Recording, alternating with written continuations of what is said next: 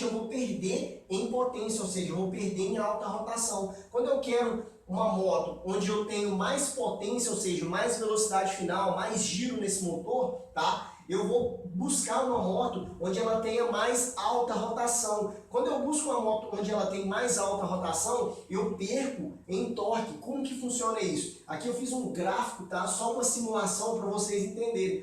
Vamos supor que esse gráfico aqui é o gráfico de torque e potência do meu motor. Então o que que acontece? Vamos pegar a simulação aqui, ó, que eu peguei para vocês, que é da CG 150, tá? O que que acontece com a CG 150? A gente tem a CG 150 com 14,3 cavalos a 8.500 RPMs, tá? O que que significa isso? Esse seria aqui o pico máximo de potência desse motor, ou seja, o pico máximo de potência da CG 150 original estava sendo gerado a 8.500 RPM. Vamos supor que, ó, eu tenho aqui, ó, a 8.500 RPMs, eu tenho aqui, ó, 14 cavalos, tá? Eu tenho aqui 14,3 cavalos, tá?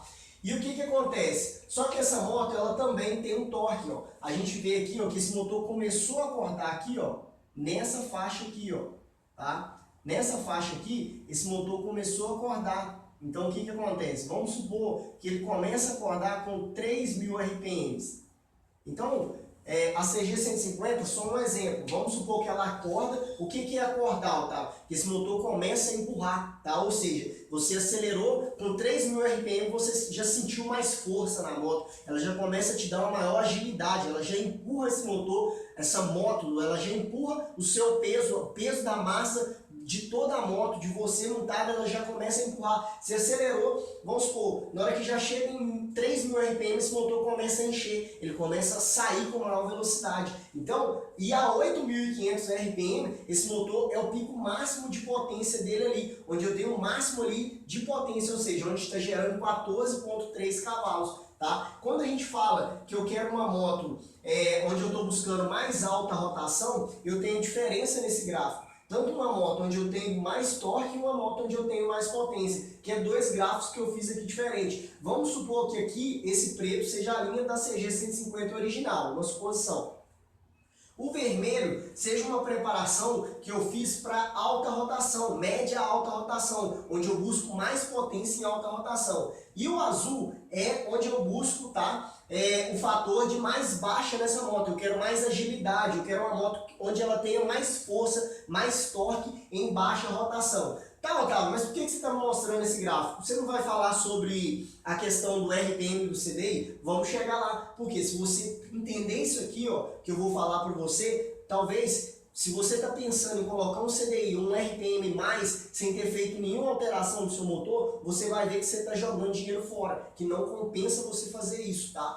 Então, o que que acontece? Aqui no vermelho, eu tenho um pico, eu tenho um gráfico, tá, de torque e potência, onde esse motor, ele atinge uma rotação mais alta, certo? Ele atinge uma rotação mais alta e me traz mais torque e mais potência em alta rotação. Como que é isso? Esse motor, ele começa a acordar aqui, ó, vamos supor que ele começa a acordar aqui, ó, com 4.500 RPMs, tá?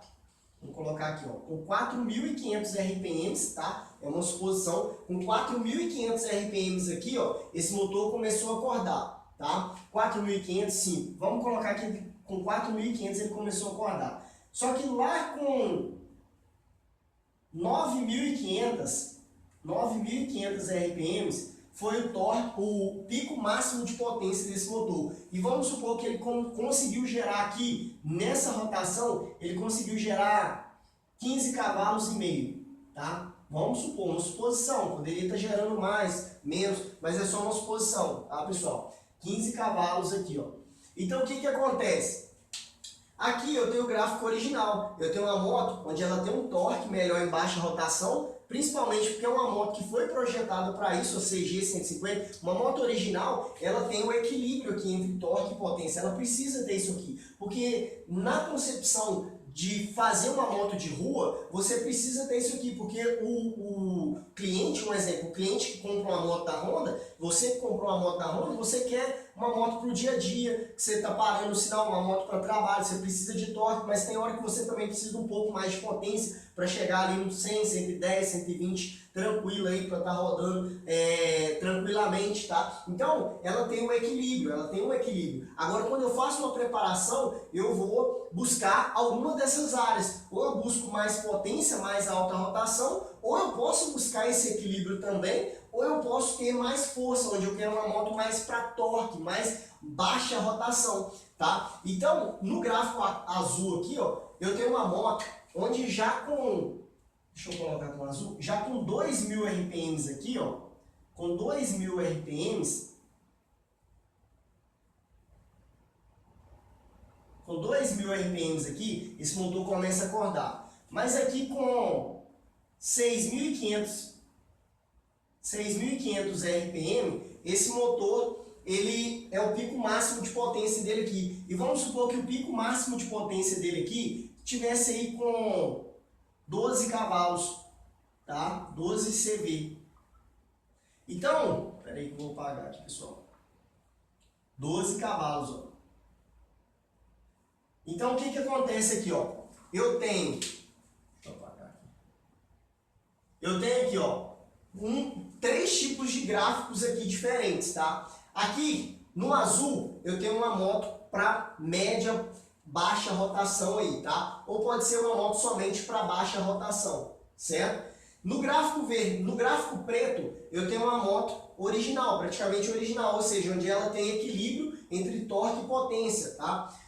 Já no gráfico vermelho, eu tenho uma moto onde eu estou buscando mais média alta rotação, para me ter mais resultado em alta rotação. E o que que vai diferenciar isso aqui? Muita coisa. Porque no gráfico azul aqui, ó, tem menos potência em alta rotação? Sim, tem menos potência em alta rotação. Mas em consequência, aqui nesse gráfico aqui azul, eu tenho menos potência aqui, porque ela só vai girar até 6.500 RPM. Então eu tenho 12 cavalos aqui, ó. Só que o que que vai diferenciar um gráfico do outro, tá? O gráfico azul aqui, ó, a 2.000 RPMs, vamos supor que esse motor, ele tá conseguindo me gerar, basicamente aqui, ó, vamos colocar 3 quilos